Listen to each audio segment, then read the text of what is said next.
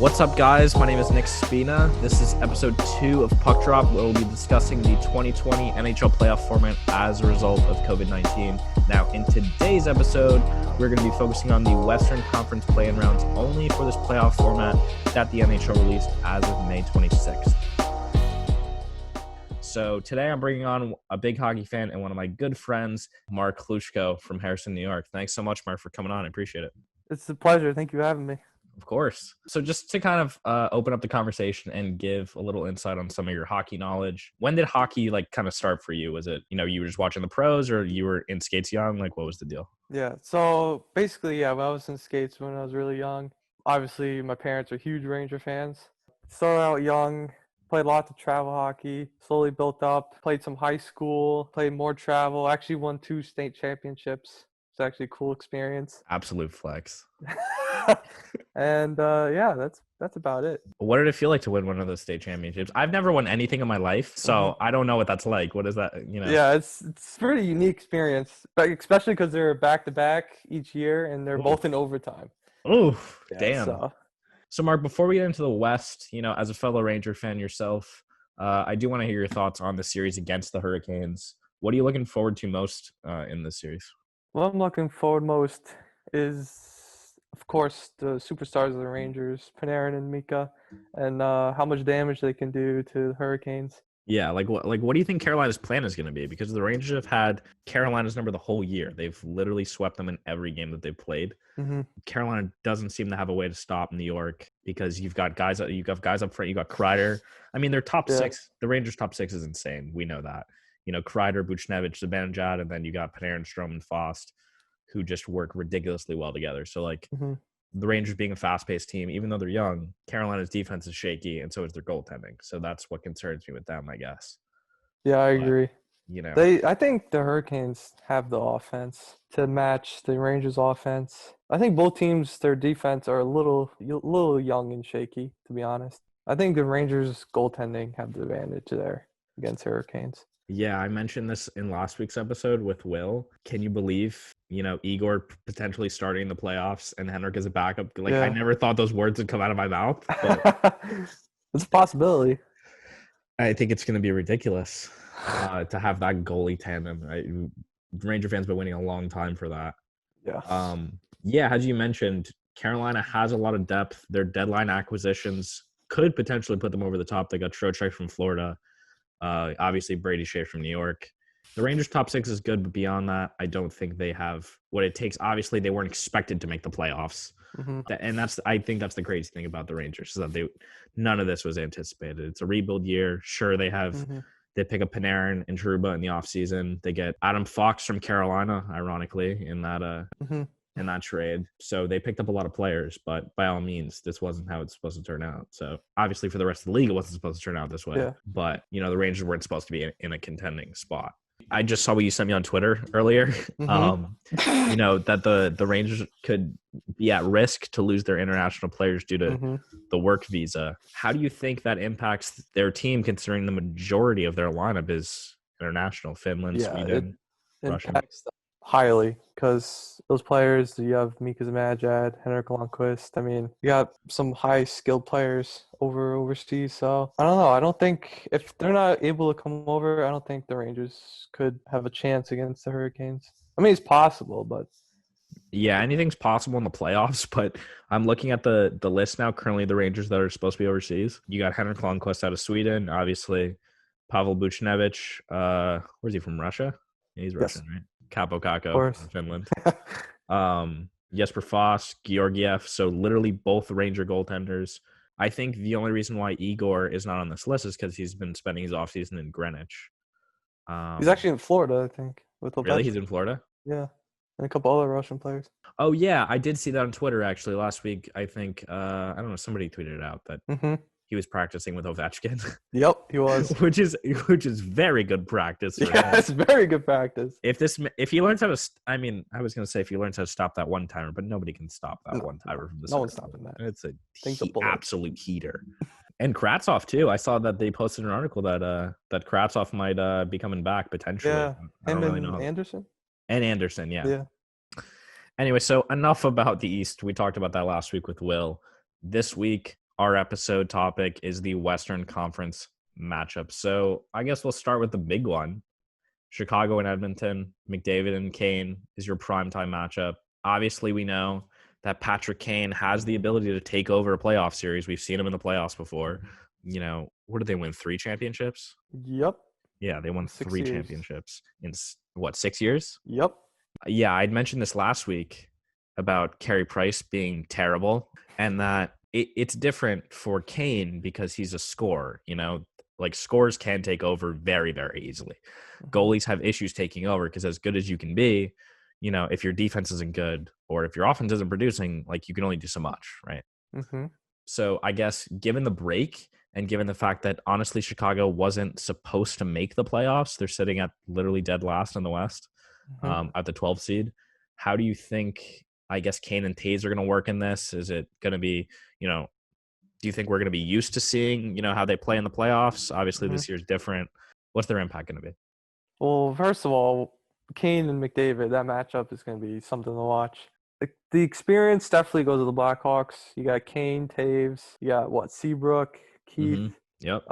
Crawford, is he still in that? Yeah, I was looking at the goalie situation for Chicago, and they have Corey Crawford, who's sitting at 16 wins. And honestly, both Chicago goaltenders are basically have the same statistics, like literally almost exact. Robin Leonard is supposedly their starter. He's got 16 wins. He's got a 3.2 goals against average and a .918 save percentage. And Corey Crawford has 16 wins, a .917 save percentage, so literally .001 off, and a 2.95 goals against average. So they're basically even. It just depends on who they want to start and who's been, I guess, who looks better in training camp. Yeah, so Blackhawks definitely have that edge, but in my opinion, I think the Oilers are much more deeper with their roster. They got Draisaitl, Nugent Hopkins, they got James Neal. I think I'm gonna go with the Oilers on that one. And goalie-wise, Oilers got pretty good goalies too. They have Mike Smith. They have Mike Smith. Yep, I think that's it, honestly. Yeah, because they traded Talbot to Calgary. I want to say. Yes. It's weird because it feels strange rooting against the Blackhawks in the playoffs because yeah, sure, they're sitting on a 12 seed. Just their past, I guess, and their playoff experience. Like they do have a relatively young team this year. Oh yeah, they do. Yeah. They're kind of in a bit of rebuilding phase themselves. As that happens with teams after they go on a big run, it comes to an end eventually. Chicago's seen that, the Bulls in the 90s, and of course now the Hawks in the 10s. So, it's weird because both Taves and Kane have been leading the way for Chicago. They both have, I don't know, Taves has 60 points in about 70 games and Kane's got 84 in 70. So they lead their scoring categories by a lot. But also having new young talent has helped them a lot. They got I didn't even realize this kid, Dominique Kubalik, is their new rookie. Yes. Which I don't know when. I mean, obviously, I guess they might have drafted him previously. I feel like he came in later drafts. He wasn't this year's draft. No, yeah, I agree. But this is just his first year playing with the club. He's got 46 points. It's not bad. He's got a 30-goal season for a rookie. Is certainly not bad. And then, of course, you got the Brinkat, who's just a young stud. Honestly, and then you're looking beyond the top 6 for Chicago. Kirby Dach has struggled a little bit, but honestly, 23 points in about 60 games or so isn't terrible for a rookie. I haven't looked at Kakko's numbers to kind of compare, but they're probably around the same. And then you got guys like Dylan Strome and Adam Boquist. They have a young core of players, even though they're new. But I think those veterans are probably going to try and lead the way. And I don't know how long it's been since Chicago's been in the playoffs. Do you remember? I do not remember. I'm going to say it's got to be 2016. Yeah, I feel like it's either 2016 or 17. Because 2015 was the last time they won the cup. Who won in 16? The Penguins. 16 and 17 was the Penguins. Penguins. I got you. Okay. Yeah, so probably. I feel like they had a first-round exit in 17. Yeah. Or 16, yeah, maybe. Probably. To Nashville, I think, actually. Right? Nashville, yeah, I think you might be right. So they're somewhat of a similar team to New York. I'm going to compare all these teams to New York just because I know them the best. They have a young core, but they also have veteran leadership. And then I'm looking at Edmonton, man. They're what, the 5 seed in the West? They're looking pretty good, honestly. They have the best power play percentage in the league, and they have the second best penalty kill. It's ridiculous Yeah, I because mean, you have McDavid, you've got yep. Draisaitl, you've got Nugent Hopkins, like you mentioned, Hmm. James Neal, and they picked up Andreas Athanasiou from Detroit. Oh, that's right. Yep. So he's quick. He's Yeah, ridiculous. The only issue I have with Edmonton is their defense and I guess kind of their goalie situation. I think Mike Smith has played fairly well. I mean, obviously I they've won agree. No, games. yeah, he might not be really an issue. I think the defense more. I think the defense is their issue because I literally looked at their defense and you have Adam Larson, who I don't think anyone has mentioned since the Taylor Hall trade. Hmm. And then you have Ethan Bear, who's some 22-year-old kid. I don't know who that is at all. Hmm. And then Mike Green, who's 37 or 38 years old. Hmm. He's just an aging old man. Yep. And then Oscar Clefbaum, who's okay. Hmm. You know, their defense is not anything to sneeze at. No, yeah, I agree. So I'd give Chicago the edge there. I mean, their offense has been carrying them this season. Hmm.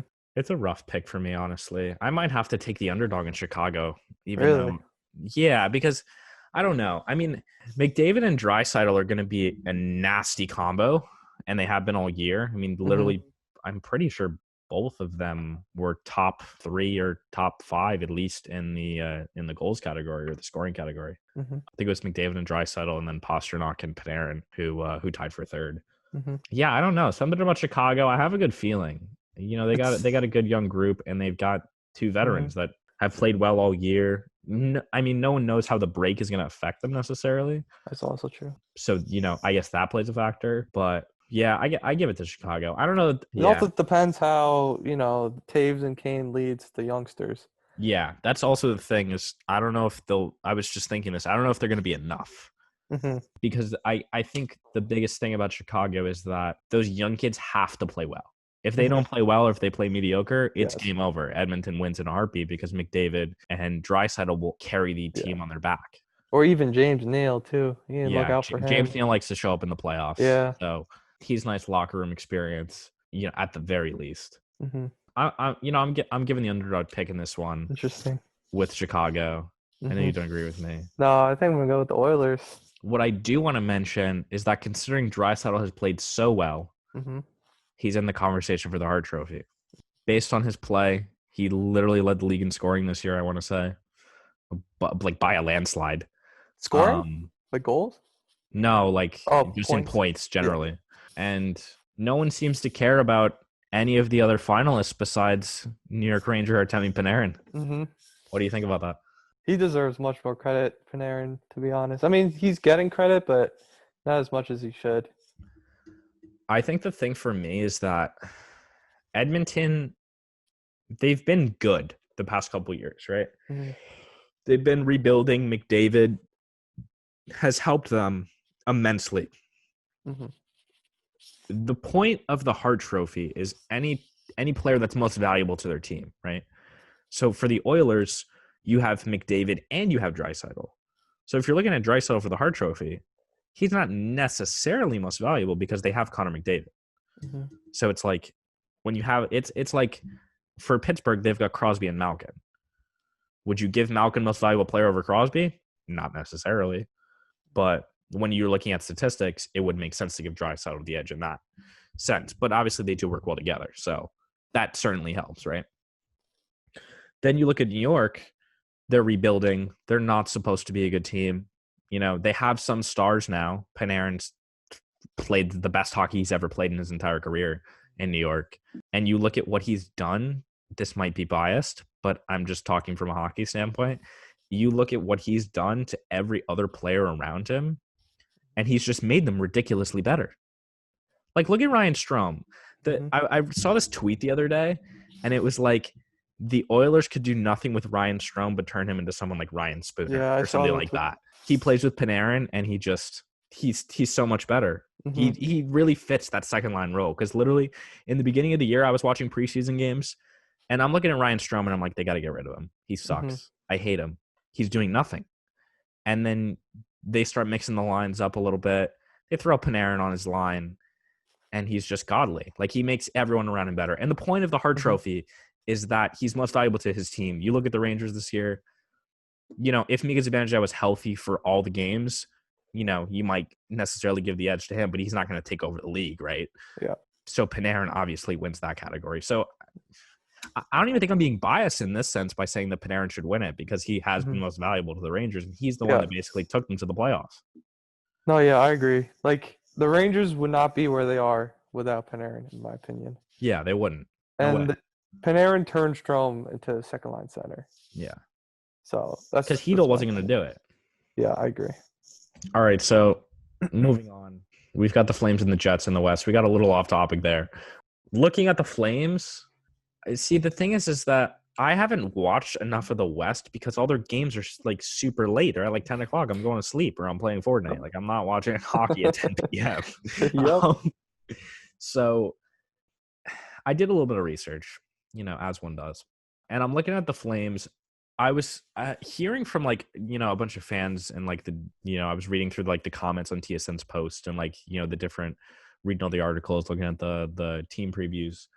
And everyone has said Johnny Gaudreau has been quiet this year. Like no one's heard of a Johnny Gaudreau. Where the hell is he? Right. Mm-hmm. I looked at his points. He's got 58 points in 70 games. That's not bad. That's not bad, right? I Yeah. mean, I don't know necessarily what he was putting up previously.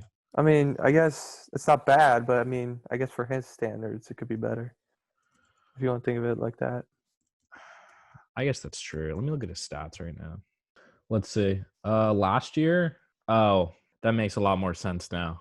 Mm-hmm. I'm looking at literally the last 2 years. 2017, he put up 84 points in 80 games. Yeah, wow. And then last year, he put up 99 points in 82 games. So he played the full 82. He put up almost 100 points. Yeah, So it makes sense. He says standards pretty high.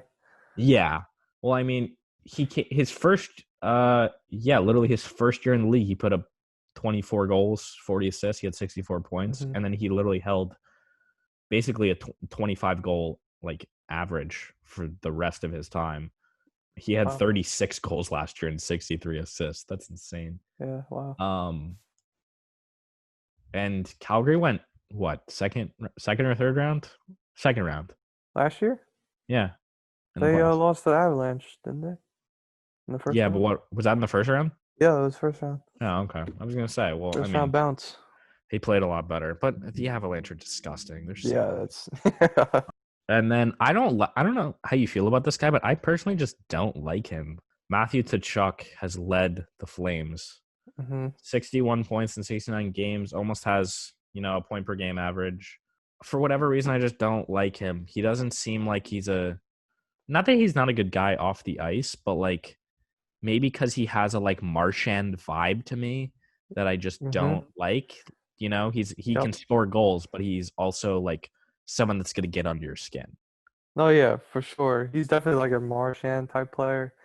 But I think he has a lot more skill, to be honest. Like, for example, that his overtime goal against the Predators when he went between the legs. Oh, yeah. Like 0.6 seconds left or whatever. Yeah, that was insane. dirty.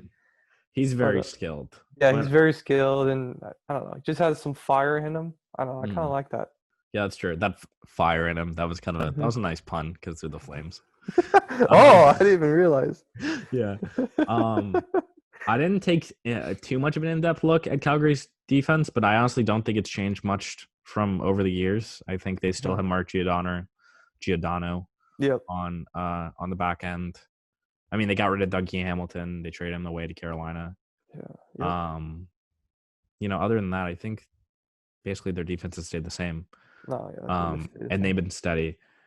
The Jets are always a good pick. I don't know how the Rangers played against them this year. I mean, I know they won games, but I don't know how many. They think they played twice, and the Rangers won both times. Okay, so the Rangers demolished. Like the Rangers played them the first game of the season, right? And then they played them again. Winnipeg, yeah, and they beat them like 5-1 or 5-2. Yeah, I never count the Jets out. I don't know why. There's something about the Jets that I always like. Their defense is a lot different, though. Well, who did they? Well, yeah, I mean they got lost rid of Trouba, but who else did they get rid of? Trouba, Myers. Did Byfuglien retire? I think he did. Really? Yeah, I'm pretty sure he retired. So yeah, their defense is looking different. Well, their defense was. I was literally just about to say that their defense is pretty strong. It had been for a while. Oh, he's an unrestricted free agent apparently. Oh, really? Yeah. Interesting. So maybe they just. I mean, he's 35. Yeah. So maybe they just didn't choose to re-sign him. But you know, they do have good players. I mean, they got Line Wheeler. Neil Yeah, Pionk has stepped up for them this year. no, yeah, he's playing well. He's played very well. Flames and Jets. I take the Flames. I do. Flames and I'll take the Jets. Flames, but I'll take him in like 5 games. I'll give the Jets a I few. I think it's gonna be a close series. Yeah. I actually 5 games would be the full series. I just realized because the I Flames are a game or best of 5. Yeah, I'm gonna give the edge to the Flames. Okay. Yeah, that makes sense. Well, because the Jets are just they have good players, but Line hasn't played well all year. Yeah, that and the reason their defense is a lot different And their defense, inexperienced. That's what I think. Yeah, and inexperience and absolutely no defense doesn't bode well together. Yes. That sounds a little familiar to me. I don't know about you. That's to me too. I really like how just amongst the league in general, the young kids are taking over, man. All the teams now that are even just rebuilding, they have young players that are just playing ridiculously well. Mm-hmm. Yes. Just way out of their way better than they should be. Yes, I agree. And players that aren't necessarily they weren't hyped up to be the best. Mm-hmm. Jack Hughes and Capo Caco were very much hyped up to take over. And when they don't, everyone's like, wow, they suck. These kids are busts. Jack Hughes is trash. Capo Caco should go back to Finland. So it's stupid. But then you look at guys like Neil Pionk, who played relatively well in New York, Mm-hmm. and now has kind of found his home in Winnipeg, which is good for him, honestly, because he, some players need that. And then you look at Adam Fox, who is he's so good. He's so good, bro. His hockey IQ is insane. I can't stop talking about the Rangers. I'm sorry. I know this podcast is supposed to be out about hockey, but it's just I can't do it, man. There's so much to talk about. There's so much to talk about. And Adam Fox is crazy. He's so good. I mean, we're going to talk about Vancouver next, but okay. Quinn Hughes has played ridiculously well. Why Adam Fox is not more of a topic of conversation for the Calder Trophy absolutely boggles my mind. Absolutely boggles it. I think only reason why is I think the points wise is probably why. Yeah, because it's all based on statistics. Honestly, yeah. I mean, those are basically how those trophies go. They don't really mean anything. Yeah, which is why Ovechkin wins the Rocket Richard every year. Yep. Every year. And I'm pretty sure I saw this on Twitter. You probably retweeted it, which is why I saw it on my feed. That Mika Zibanejad outscored Ovechkin in points per game. He did, yes. This year. And I think he probably led the league with that, right? Yep, he did. What a god. This man missed 13 games. I know. Imagine if he didn't. Come on now. No. Okay. Ridiculous. We're getting off topic. We are. So let's, while I mentioned Quinn Hughes, let's talk about Vancouver. Mm-hmm. So Vancouver and Minnesota, I don't see how Vancouver doesn't win this series in 3 games. Agreed. I don't, because Vancouver is so good. They are the trophy example of how to rebuild your team. It just is, because the thing is you look at Toronto or you look at Edmonton, they had top picks and they got good players. They got Austin Matthews and obviously Edmonton got McDavid. Mm-hmm. But Vancouver, the thing about Vancouver is they flew under the radar for me. It was never it wasn't that Vancouver was in the conversation to be a top pick every year, like New Jersey, who hasn't gotten any better with 3 straight first overall picks. Yep. But Vancouver is just they would get high picks, but not top picks, and they all just played well. Mm-hmm. Besser, Peterson, Horvat. Then they got Quinn Hughes coming in, who played way better than I expected, honestly. And then, of course, they acquired people from trades. The biggest surprise about Vancouver to me is that they picked up JT Miller, right, from Tampa Bay. I don't know if they got him in free agency or if it was through a trade or not. Do you remember or no? I'm pretty sure it was through a trade. Yeah, so they got him before the trade deadline. Before the trade deadline, yeah. JT Miller single-handedly has basically carried Vancouver. He leads their team in scoring. Oh wow. 72 points in 69 games. Wow. I was very I'm surprised by speechless. that too. Wow. He hasn't even been playing on the team the whole season, Yeah, and he's a leading goal scorer. I know. It's crazy. Wow.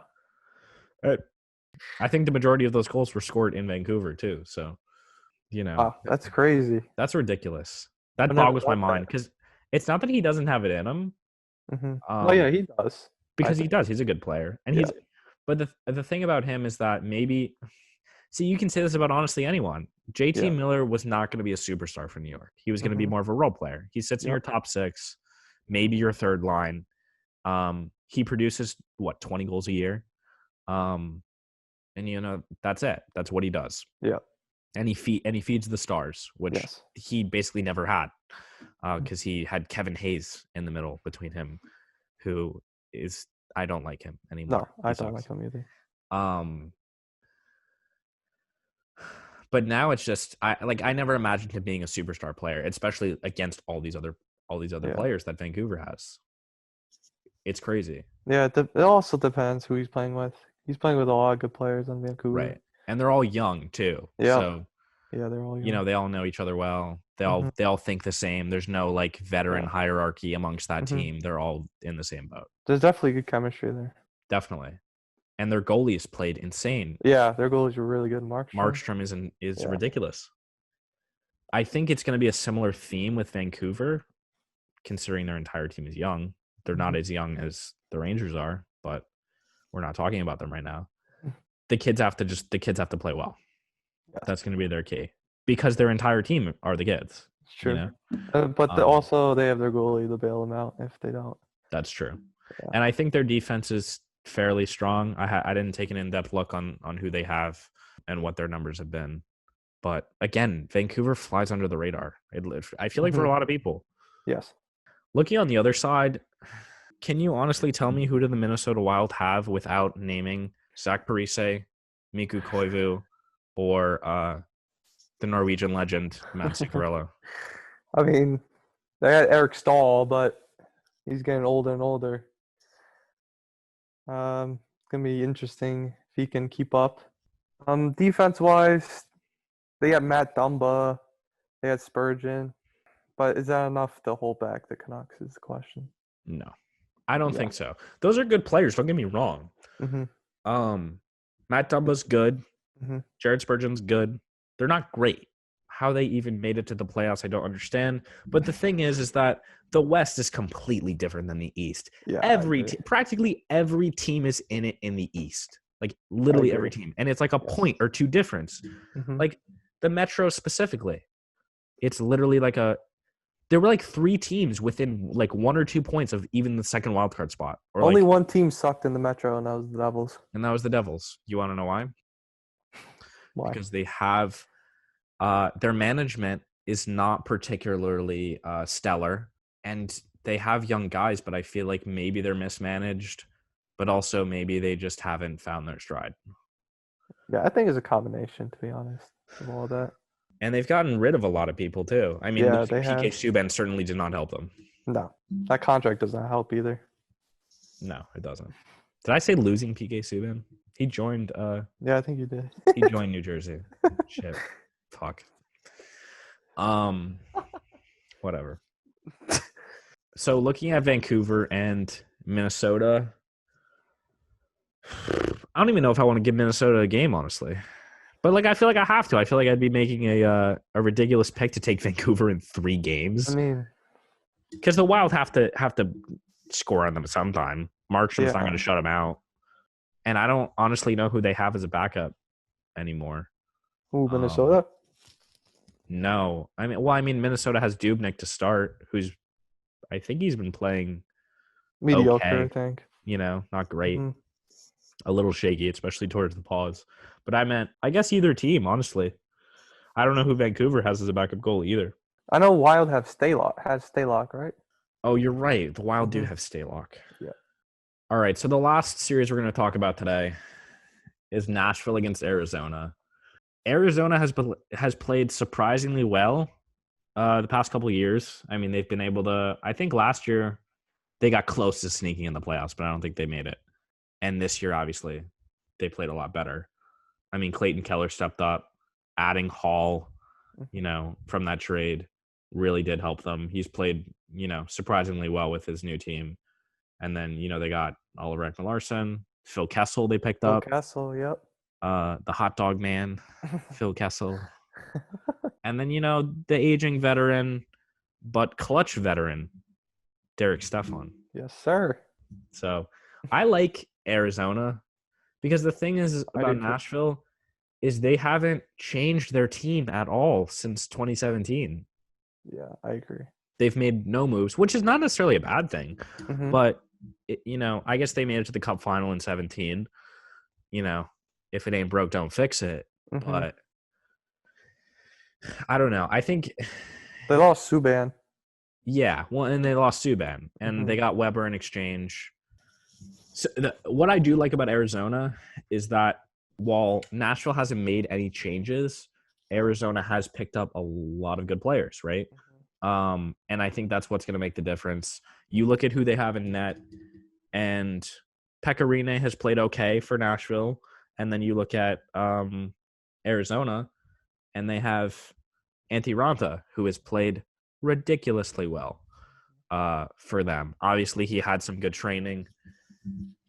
Benoit Allaire trained him well. Mm-hmm. And so Arizona, I think they have what it takes. I give it to Arizona I give it a little bit of time. I take Arizona in 4. I don't think it's going to go the full series. I agree with you. I'm going to take the Coyotes. Yeah, because, I mean, granted, Nashville has Forsberg. They have Ryan Johansson. They have Kyle Turris. We all know these names. Everyone's heard them before. Mm-hmm.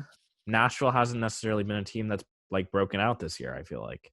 I agree. And I think Arizona's been on the rise, and they've been in a bit of a small rebuild, I guess, themselves. Yeah, they're definitely younger. And yeah, they're a lot younger, but they have experience, even. So they have some veterans. I think they have a nice balance. Yeah, I agree. What I like the most about Arizona, because even looking at Taylor Hall, who has had no playoff experience, if I remember correctly. Well, he went with the Devils to the playoffs in 1 round. That was it. Okay, 1 round. That gives you nothing. Yeah, basically nothing. And then you look at Phil Kessel, who won back-to-back Stanley Cups in Pittsburgh. So, and that guy shows up in the playoffs. So he does. I give the edge to Arizona fairly easily, honestly. Yes. But I'll be interested to see how Taylor Hall plays with Arizona, and what his kind of impact is going to be on a playoff team, considering he's had virtually no playoff experience. Yeah, and the team chemistry. Yeah, and the team chemistry, because the thing about the playoffs is it's completely different than the regular season. Yes. It just is. The atmosphere is different. Especially now. Especially now. The virus. Yeah, this year's weird. Yeah. No fans is going to be a bit of a struggle, probably, and a change, something to adapt to. It's literally just going to be like stressful practice scrimmages. It's probably what's going to feel like for them, honestly. And the crowd makes a difference. So it does. It really that's does. all something to adjust to. And no one knows how anything can happen, right? How the players are going to play either, how they're going to adjust. So I guess we can make these predictions, but you never know in the end. Yes, really don't know.